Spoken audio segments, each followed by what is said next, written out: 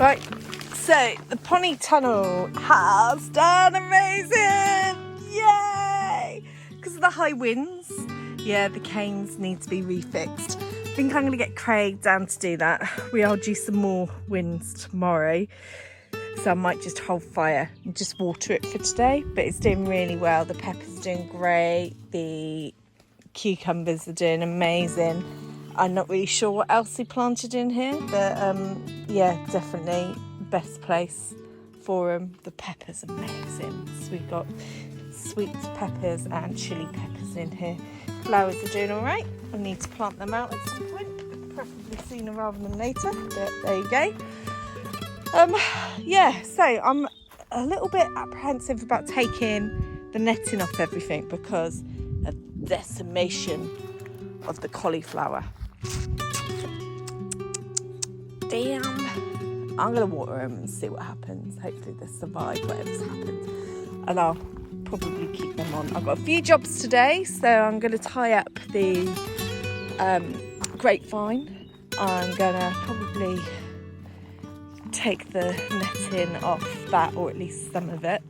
The kale's not come up at all. I never have problems with kale. This is weird. Got the odd little sweet corn in there. So that was planted at the same time as the one in the greenhouse. I don't know if you can see. That's sweet corn. So much of a difference pepper in the greenhouse. Size is incredible. Right, and then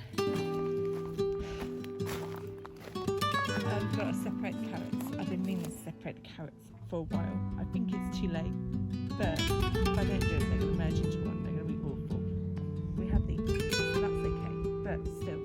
And I planted some more carrots somewhere else. I can't remember where.